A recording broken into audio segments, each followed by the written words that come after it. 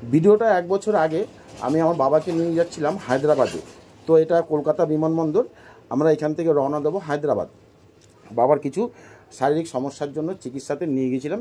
তো সবই সুস্থতা করে বাড়িতে ফিরে নিয়ে এসেছি। তারই একটি ভিডিও আমি আপলোড করলাম।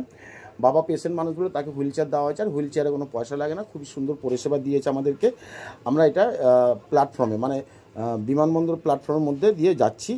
তো সেখানে যাওয়ার পরে আমরা যে প্লেনটা দাঁড়িয়ে আছে ওই প্লেনে আমরা উঠবো। তো আমরা প্রথমে গিয়ে পৌঁছালাম ভেতরে। তো ওখানে অনেক রকম চেক আপ আছে, আছে, সব ওগুলো হয়ে গেছে কাজ।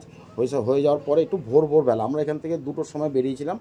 আমাদের প্লেন ছিল 5টা 15 বা এরকম কিছু একটা, আমার মনে নেই, অতটাই হবে। তো আমরা এখন ওই প্লেনে যাওয়ার জন্য এই রাস্তাটা দিয়ে যেতে হবে। এটা কিন্তু প্লেনের ভেতরে একেবারে ঢুকিয়ে দেবে। আমরা কিন্তু প্লেনের ভেতরে যখন ঢুকে যাব, ওখানে ম্যাম যারা রয়েছে, ম্যাডামরা, তারা আমাদের টিকিটটা নিয়ে আমাদের সিট নাম্বারটা দেখিয়ে দিল। আমরা ওখানে সিট নাম্বারে আমরা কোমরে বেল্ট নিয়ে বসে পড়লাম।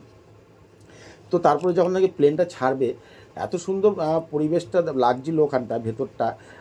কেননা ওখানে ভেতরে তো টিকিট ছাড়া অ্যালাউ নেই, কিন্তু তুমি বিমানবন্দরে আশেপাশে ঘুরতে পারবে। ভেতরে যেতে গেলে তার জন্য প্লেনে চাপার টিকিট কাটতে হবে, কোনো নর্মাল টিকিট নয়। তো আমরা এই প্লেনে যেতে পেরেছি আমি, সেটা আমার বাবার জন্যই হলো আমার। আর বাবারও খুব শখ ছিল যে একটা প্লেনে চাপবে।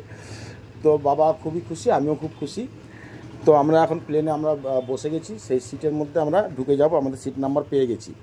তো আমরা যখন প্লেনটা নিয়ে যখন আমরা প্লেন ওপরে উঠবে, তখন একটু মনে হয় যেন ভয় এরকম একটা ব্যাপার ছিল আমাদের, যে হঠাৎই ওপর দিকে উঠে যাবে, কীরকম হবে না হবে, এরকম একটা সিচুয়েশান, আতঙ্ক ছিল। কিন্তু কিছুই না, খুব সুন্দর, তুমি মনেই করতে পারবে না যে প্লেন চলছে, এত সুন্দর। আর প্লেনের একটা আওয়াজ বাইরে দিয়ে আমরা শুনতে পারি, কিন্তু ভেতরে 0% কোনো আওয়াজই নেই, একদম নো সাইলেন্ট। মানে আমরা এত আস্তে আস্তে কথা বলছি, মানে পাশের লোক শুনতে পাচ্ছে, এত সুন্দর ভেতরটা।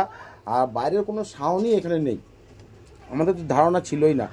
আর যখন নাকি প্লেনটা চলছে, মনেই হচ্ছে না যে প্লেন যাচ্ছে, এত স্মুথ, এত সুন্দর।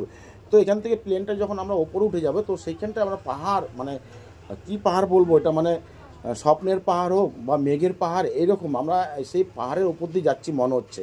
সে মোটা মোটা মেঘ ঘন হয়ে খুব মানে জমে ক্ষীর যেরকম একটা ব্যাপার আছে, সেরকম যেন কাশ্মীরে যেরকম সাদা বরফের পাহাড় থাকে, সেই রকম আমরা আকাশে দেখেছি সাদা মেঘের পাহাড়। এত সুন্দর ঘন ঘন পাহাড়, মানে পাহাড়ই বলতে হচ্ছে আমার, মানে কি বলবো, মানে মেঘে আচ্ছন্ন পুরো ভর্তি হয়ে রয়েছে। বা সেই মেঘের ভেতর দিয়ে প্লেনটা যখন যাচ্ছে, সে অতুলনীয় দৃশ্য, মানে সে দৃশ্য চোখে দেখেছি যে মানে একদম সত্যি যেন স্বপ্ন একটা কিছু এরকম ব্যাপার আছে। তো আমরা এই প্লেনে যখন উঠে যাচ্ছি, দেখতেই পাচ্ছ কত সুন্দরভাবে একটা পরিবেশ তৈরি হয়েছে। ওই যে দূর থেকে দেখাচ্ছি, দেখো যে পুরো মেঘ, আমরা ওইখানে যেরকম মেঘটা রয়েছে, আমাদের প্লেনটা যে যাচ্ছে না, প্লেনের মধ্যেও কিন্তু আমরা মেঘ ছিদ্র হয়ে আমরা বেরোচ্ছি। আর এই যে দেখাচ্ছে, দেখো মনে হয় যেন পুরো বরফ, যে কাশ্মীরের মতো যেরকম বরফ, সেই বরফ। তো আমাদের এই ভিডিওটা যদি তোমাদের ভালো লাগে, তো একটু লাইক কমেন্ট করে জানাবে।